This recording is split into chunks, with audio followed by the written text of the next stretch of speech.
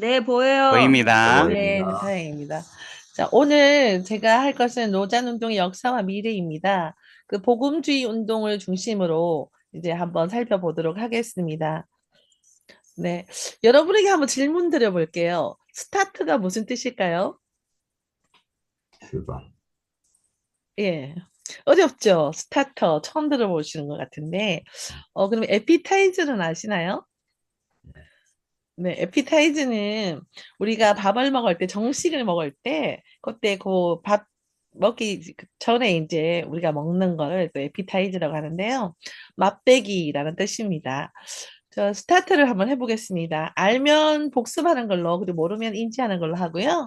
오늘 상품이 있습니다. 이렇게 해서 해병대 십자가 그 패치입니다. 제가 한번 드린 적도 있고, 안 받으신 분도 있을 것 같아요.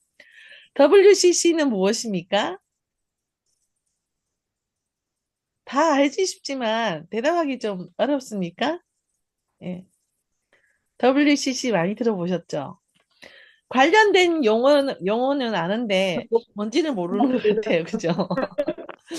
자, 시역이 알고 있습니다. 시역이 손 들고 대답하겠습니다. 하세요. 손 들고. 시역. 네, 지시학 전도사님. 네, 기독교 애니케널리 운동에 주도하는 국제 기구이고요. 그 다음에 세계 선교협회 의회로 잡혀 있고 이제 신학적으로 조직으로 기관을 분명히 용어를 하고 알려져 있다고 돼 있거든요. 여하튼 자기 말이 아니고 보고하는 것도 제가 맞다고 해주겠습니다. 네, 에피타이즈니까요. 네, 잘 하셨어요. 그런데 이제 제가 원하는 거는 세계 교회 협의회다라는 거를 좀 말씀드리고 싶고요. 정식적인 명칭은 여기 나와 있습니다. World Council of Churches라고 되어 있어요. 이 WCC 때문에 일어난 것이 바로 로잔 선교회의입니다. 그래서 우리가 WCC가 뭔지는 좀 알고 지나가자라는 의미로 한번 해봤습니다. 암스테르담은 어느 나라의 수도입니까? 예, 네덜란드의 네덜란드입니다. 수도입니다. 네네. 우리가 참 좋아하는 신학자 칼바르트, 신정통주의. 우리 장로국교 통합은 신정통주의인데요. 이런 칼바르트를 비롯해서 기독교 연합운동 단체가 교회 일치를 위해서 이제 마련한 기구이고요. 이것은 WCC 결성 결의는 1938년에 됐는데 1차 회의는 1948년. 그러니까 한 10년 지나고 1차 총회를 한 거죠. 교회 일치 중에서 이제 우리가 무슨 운동이라 하죠? 이 교회 일치 운동을 에큐메니칼 운동을 하는 곳입니다. 그런데 이 WCC가 우리 로잔 선교에서 굉장히 큰 역할을 해준 게 있어요. 그것이 뭔지 한번 짚고 넘어가도록 하겠습니다. WCC를 이제 우리가 기억했다, 그죠? 그다음 다음은 또 두 번째 문제예요. WCC와 종교다원주의의 차이는 무엇입니까? 이거 우리 저기 안성호 교수님 수업 들으면 다 아는데요. 네, WCC와 종교다원주의가 뭐가 가장 차이가 날까요? 예, 여러분 수준을 좀 맞춰서 하겠습니다. 아시는 분 계십니까? 안 보이시는데. WCC는 교회 일치운동이라고 했고요. 종교다원주의는 뭐 일치운동일까요, 그러면? 종교 일치운동이에요, 사실은. 모든 종교의 구원이 있다라는 거고, WCC는 그래도 예수 그리스도, 하나님께 구원이 있다라는 거고, 그죠? 그래서 요거를 한번 알면 좋겠다 싶어서 제가 한번 문제를 내봤습니다. 자, 다음은요. 그런데요, 고전에 제가 한 것 중에 다 복음주의가 선교가 아닌 구원이 그러니까 구원이 뭐냐면 인간화의 목적이다라고 하는 것이 WCC인데요. 이 WCC 맹점 때문에 우리 로잔 운동이 발생이 되었습니다. 자, 그러면 우리의 선교 운동의 목적은 무엇입니까? 구원을 뭘로 두고 있습니까, 우리는? 예수 그리스도를 통한 십자가와 부활을 통한 예수 그리스도 믿음으로 우리는 구원이 있다. 그거 하나밖에 없잖아요. 예수 그리스도가 길이고 진리고 생명이고. 그런데 WCC에서는 구원이 인간화에 있다라고 했기 때문에 이거에 반동으로 생겨난 것이 바로 우리 로잔입니다. 로잔 운동, 입니다. 자, 그럼 복음주의란 무엇입니까? 예, 복음주의도 잠깐 넘어가겠습니다. 대답하기가 참 어려운데요. 복음주의는 복음을 강조하는 복음주의자들의 신학적 입장을 복음주의라고 하고요.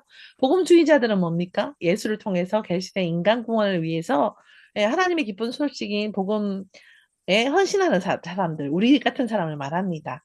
자, 그렇다면 복음주의 신학은 뭡니까?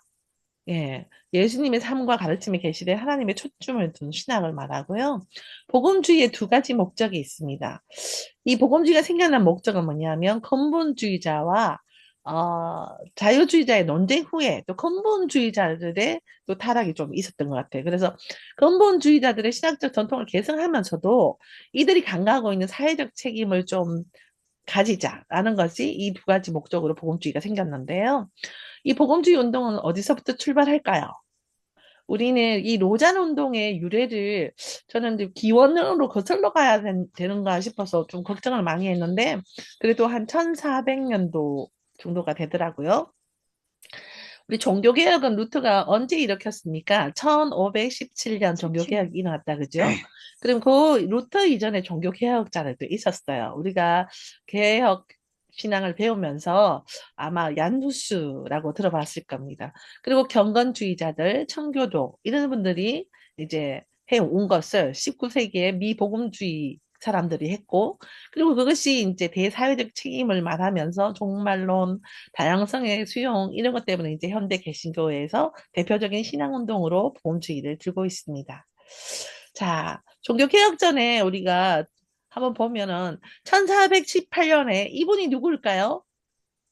금방 말씀드린 여기 오른쪽 밑에 여기 계신 얀후스입니다. 연수. 야누스가 지금 화형을 당하고 있습니다. 머리에는 예, 꽃갈 모자를 썼어요. 여기에는 뭐라고 썼냐면요. 이단의 두목이라고 쓰여져 있습니다. 마치 예수님이 유대인의 왕 서여져 있던 것처럼 이렇게 쓰여져 있는데요.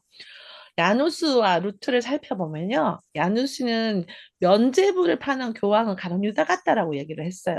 그래서 종교재판소에서는 입장만 반복하면 파문을 면하고 목숨을 살려줄 거다라고 말을 했고요.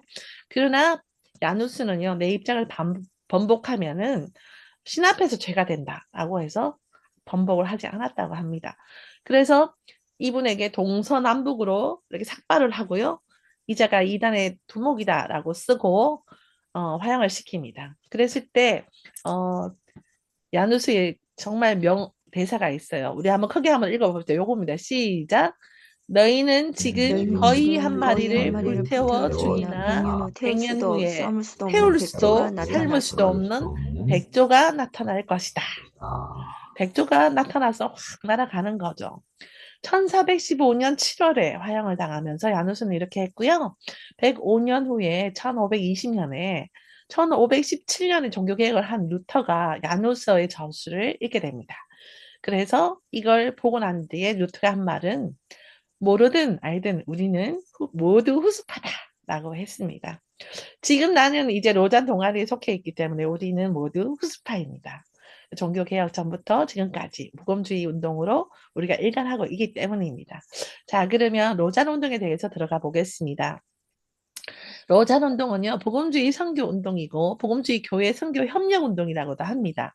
그리고 교수님이 주신 요 로잔을 말하다 책을 보니까 굉장히 로잔에 대해서 다양하게 잘 설명되어 있습니다.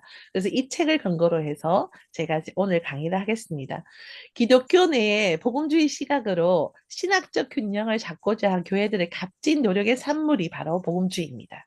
요거는 신경규 교수님이 성경적 복음주의 선교운동 로잔을 말하다 책에 나와 있습니다. 그런데요, 이걸 정말 잘 명명하신 분이 계세요. 우리 학교의 자랑이시고 예, 선교 동아리에 그냥 아버지라고 부를 수 있는 우리 안정호 교수님이 이렇게 말씀하셨습니다. 복음 전도의 우선성과 긴급성을 중심으로 교회의 사회적 책임을 복음의 열매와 실천으로 통합하려는 성경적 복음주의 선교 운동이 바로 로잔 운동이다라고 명명을 하셨습니다. 복음 정은 운동이 바로 영신의 로잔 아저씨도 운동이고 그렇고 뭐 원도 없고 이런 걸 잘 안 들리나요? 일단 내 주소 넣어드릴게요. 네, 영신의 로잔 운동이 되겠습니다. 자, 그럼 로잔 운동에 대해서 이제 한번 살펴보도록 하겠습니다. 신경규 교수님이 쓴 로잔 운동의 배경은 이렇습니다. 20세기 중반 정도 되는 선교가 세계에서 위기를 맞게 된다 했어요. 우리가 항상 배운 역사가 있죠. 선교 역사에 보면 식민지 시대의 선교는 항상 제국주의 물결과 함께해서 노예라든가 그 나라에 정말 복음을 들고 가는 그 나라에 폐해를 엄청나게 끼치죠. 예, 노예로 데리고 온다든가 그 나라 사람들을 다 죽인다든가 그러면서 그 목사님이나 신부님들이 따라가셔서 성장을 하게 되죠. 그죠? 그래서 개신교가 이렇게 성장을 하게 됩니다. 그런데 이제는 더 이상 제국주의는 되지 않고 식민주의는 되지 않는 세대가 되었죠. 그래서 패러다임의 전환이 일어납니다. 교회 중심 이동이 생겼죠. 북반구 쪽에 북미나 아니면 유럽 쪽의 교회가 이제는 아프리카나 아시아, 라틴 아메리카 남반구 쪽으로 넘어오게 되었어요. 그리고 신학적 배경으로는 이제 아까 제가 말하는 그 복음주의가 생긴 게 근본주의라고 했잖아요. 그죠? 근본주의. 그러니까 그 복음주의의 정체성에 대해서 고민하게 됐어요. 그 자유주의는 윤리나 사회적 참여를 좀 자유롭게 하는데 근본주의는 성경적 권위만을 가지고 있는 거예요. 그래서 이 두 개의 갈등이 생겼어요. 예수 지상 명령을 성취하고 복음주의의 그 해외 선교 협회라든가 이런 것들이 이제 움직이기 시작했어요. 그래서 세계 교회 협의회 아까 뭐라고 했죠, 그죠? 제가 그죠? 예, CCC 에큐메니컬 운동이 생겨가지고 구원 목적이 인간화가 되는 이런 참담함이 일어났죠. 그러니까 빌레 그레함 목사님이라든가 존 스튜트 목사님이 이건 아니다 해서 이 시대에 맞는 선교 협력 네트워크를 만들어야 되겠다 한 것이 바로 로잔 운동의 배경이 되겠습니다. 김승호 교수님은 이렇게 로잔 운동의 태동을 보고 있어요. WCC의 에큐메니컬 운동에 대한 복음주의의 반응이다라고 하고 있어요. 인간은 아니다. 예수 그리스도뿐이다라는 말이죠. 그죠? 그래서 WCC가 이제 웁살라 WCC 총회 1968년도에 구원의 목적이 인간하다라고 한 것과 또 방콕 대회가 있었어요. 그때 방콕 대회 때 오늘의 구원은 바로 정치 참여다 이르는 바람에 새로운 선교의 비전이 필요했고 여기에 보면 복음 전파와 세계 선교의 최우선 과제가 무엇인가? 복음 전파와 사회적 책임의 균형은 어떻게 해야 되는가? 구원 메시지 전달이 최우선 과제인데 이것을 어떻게 이 비전을 어떻게 새롭게 세울 것인가로 나타난 것이 바로 로잔 운동의 태동입니다. 저는 이걸 보면서 WCC가 참 잘 나타났구나라는 생각을 했어요. 아니면 로잔도 없었을 것 같습니다. 로잔 운동에 대해서 우리가 간략하게 한번 살펴볼게요.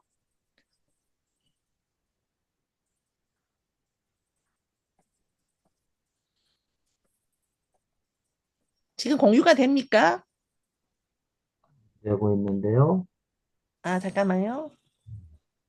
이제 되나요?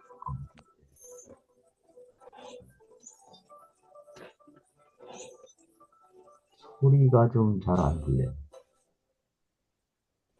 소리가 좀.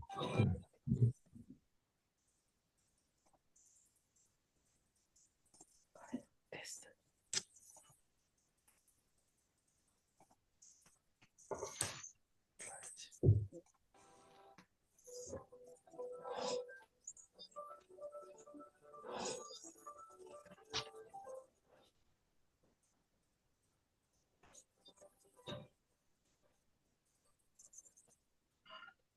로잔 운동은 세계 선교를 위해 복음주의 그리스도인이 말씀 안에서 하나 되어 전략을 모색하고 기도하는 세계적 연합운동입니다. 2024년 9월 선교에 헌신 중인 전 세계 지도자 5천여 명이 한국 땅을 봤습니다. 로잔 운동은 복음주의 신앙에 기반한 세계 선교 운동으로 그 시작은 1974년으로 거슬러 올라가는데요. 20세기 중반 세계 선교는 인간의 이성을 중시하는 자유주의 신앙, 타종교에도 구원이 있다고 믿는 종교 타원주의 등 수많은 세속적 신학에 의해 도전을 받게 됩니다. 이에 복음주의 지도자 빌리 그레엄과 존 스토트는 성경의 절대적 권위와 예수 그리스도의 유일성을 강조하며 세계 선교를 위한 기도와 협력의 필요성을 역설했습니다. One task to proclaim the message of salvation in Jesus Christ. The whole church must be mobilized to bring the whole gospel to the whole world. This is our calling. 이러한 로잔의 정신을 이어받은 복음주의자들은 지금도 세계 곳곳에서 사랑과 헌신으로 선교의 사명을 감당하고 있습니다. 하나님의 은혜 안에서 이루어진 그리스도인의 연합과 협력이 이 땅의 소망으로 피어나고 있습니다.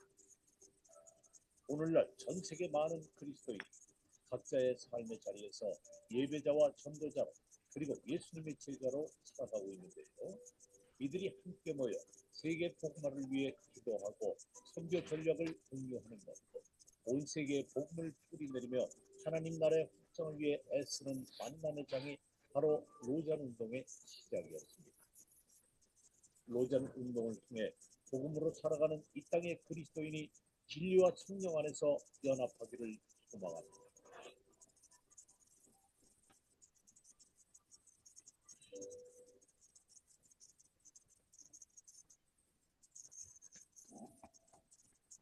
네. 어, 잠깐, 잠깐, 어, 이거.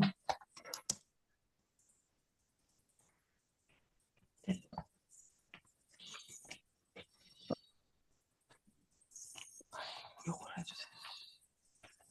아니, 네, 제가 할게요. 네. 우리 옆에서 제게 이게 아니라서, 네. 많이 도와주고 계십니다. 잠깐만요. 네. 자, 그 다음에, 자, 1차로 우리가 한번 살펴봤는데, 지금 보이시나요? 네. 이제 네, 화면 네. 뭐예요, 지금? 네, 화면이 보이고 있군요. 제가 화면을 보고 하겠습니다. 그 김승호 교수님이 하신 건데요. 1차 로잔 대회는 1974년, 우리가 지금 화면을 봤는데, 우리 로잔 운동본부에서 만든 거예요. 그래서 1974년 150개국 2,700여 명이 참석을 했습니다. 왜 로잔 하냐 했을 때, 우리가 그 지명을 바로 알고 있으면 됩니다. 스위스 로잔에서 했기 때문에 로잔 운동이다라고 이야기를 하고 있고요. 로잔 대회라고 하고 있고, 세계 복음화 회의라고 합니다.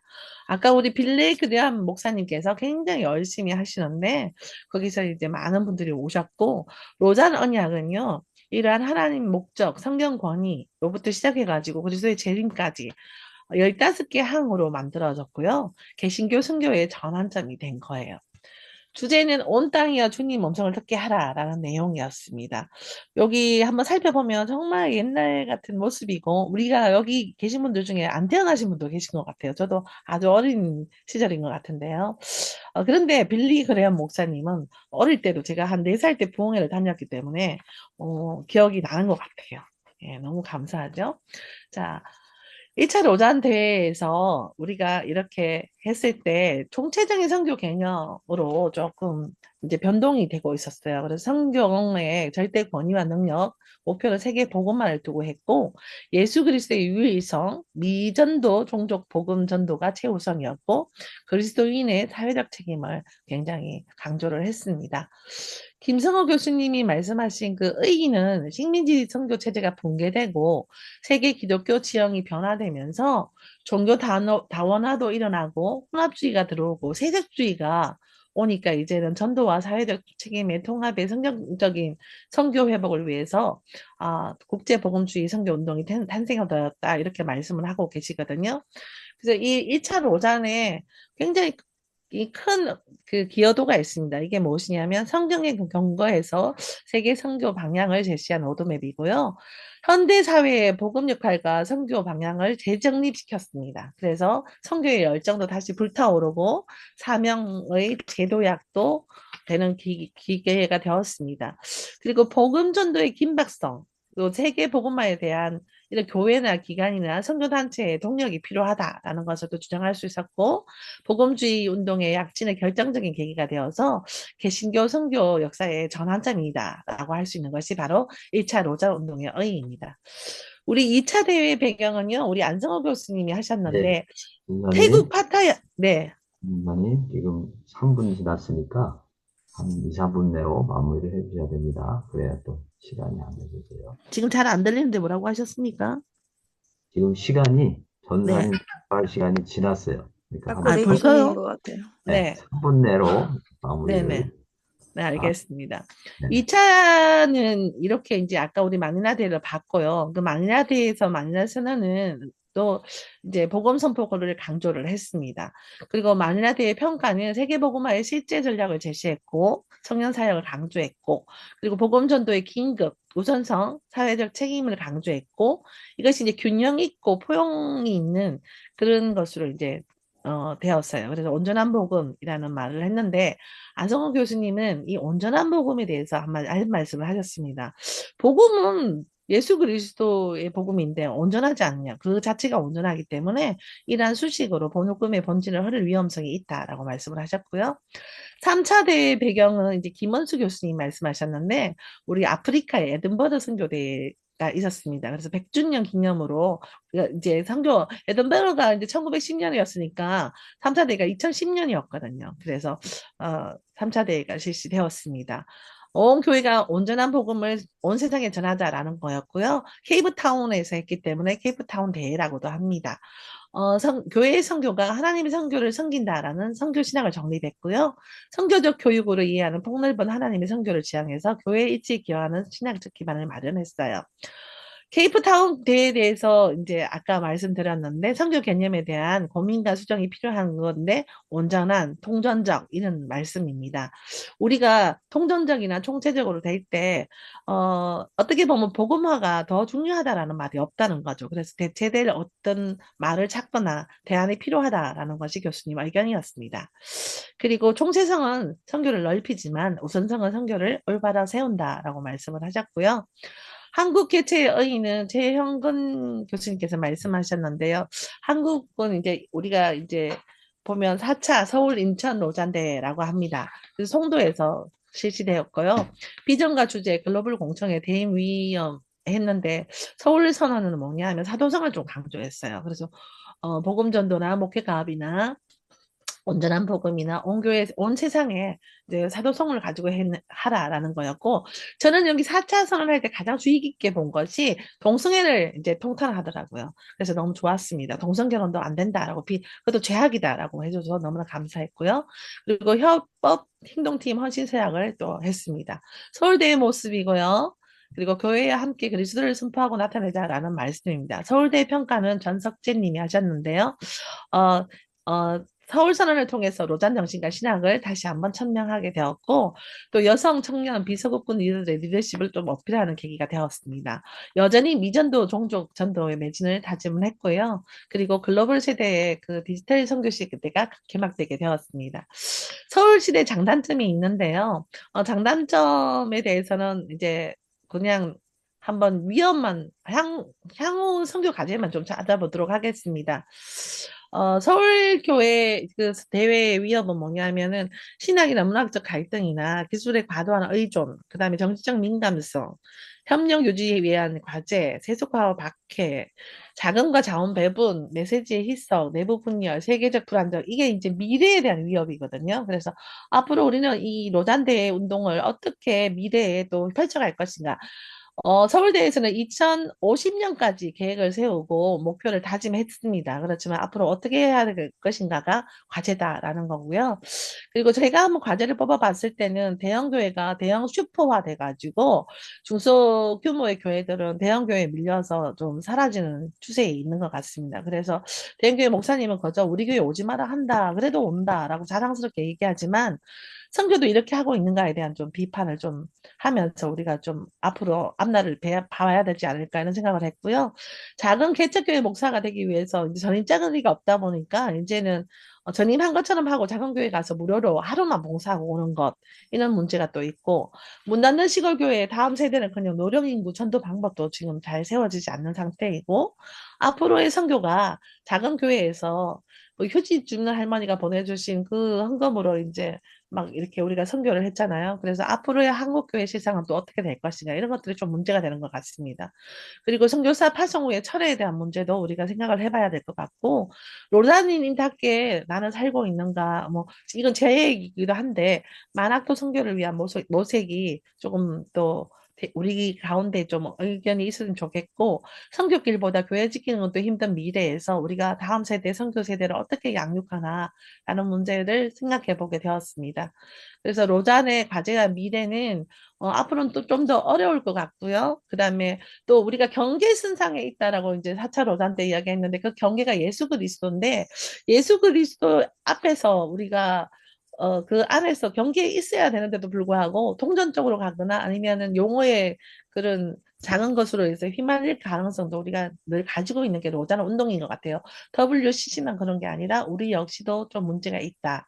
그리고 앞으로는 로잔 신학의 미래성도 디지털 속도가 빠르듯이 영적 갱신이나 개혁이나 부흥을 어떻게 해야 될까 이런 것도 우리가 좀 생각을 해봐야 될 것 같고 그리고 장성배 교수님 말씀하신 리더십 개발이나 기술 발전 수용에 글로벌 협업을 어떻게 강화할까 진가도 한번 생각해 봐야 된다라는 것으로 말씀을 하셨습니다. 우리가 하나님의 인도하신 응답자들의 신실하고 헌신적인 노력도 좀 더해져야 되겠지만 우리 로잔이 처음에 계속 지속해 오던 게 겸손, 기도, 연결, 협력 이런 것들로 사명을 감당해 나가면서 후스파가 되어야 되는 로잔 동아리가 되어야 되지 않을까라는 것으로 오늘 강의를 마치겠습니다. 이상입니다.